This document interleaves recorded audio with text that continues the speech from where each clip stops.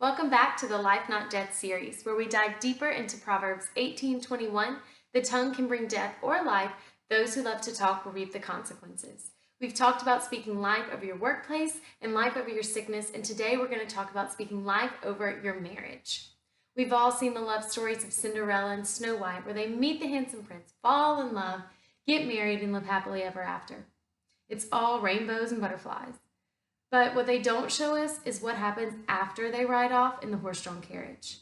Marriage is rainbows and butterflies, but it also comes with a few thunderstorms and dragons. With a marriage, you have to deal with finances and kids and family and work, and you don't always agree on how those things should be handled. You also enter your marriage with your own faults and annoying little habits. And some days those annoying little habits seem a lot worse than others. But when you have disagreements and when you aren't getting along or a spouse wakes up a little more annoying today, it's important to speak life over them and not death. In Ephesians 4, verses 2 and 3, it says, "Always be humble and gentle, be patient with each other, making allowance for each other's faults because of your love." So when you come to those disagreements, instead of picking up the phone and calling a friend or family member to vent over the problems in your marriage and inviting someone else to speak negatively over your marriage, because let's be honest, whoever you're calling is going to agree with you and not your spouse. Don't pick up the phone. Instead, speak life over your marriage. Go to your spouse. They're supposed to be your best friend. And if you love them, you forgive their faults. Humble yourself, go to them, own up to your part of the problem, whatever it may be, and forgive them for their part.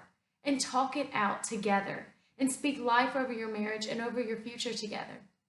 In 1 Corinthians 13, the love chapter, in verses 4 and 5, it says, "Love is patient, love is kind, not jealous or boastful or proud or rude. It does not demand its own way. It is not irritable, and it keeps no record of being wronged." I challenge you in your marriage, instead of venting and speaking those stereotypical lines over your spouse, such as, "Oh, she's such a nag and bothers me and spends all the money," or, "Oh, he never helps with the kids." Speak life. When those thoughts come, take them captive and make a list of the things you love about your spouse and what you would miss without them and the things that you can't imagine not being there. Make that list and speak life over your marriage and stay united as one instead of creating lines of division with negative speaking. Negative speaking in your relationship will only create more storms instead of rainbows and butterflies. So I challenge you this week, speak life over your marriage, be best friends, love each other for your faults and annoying little habits, and come together to solve your problems instead of speaking negatively. Join me next week for another Life Not Death series.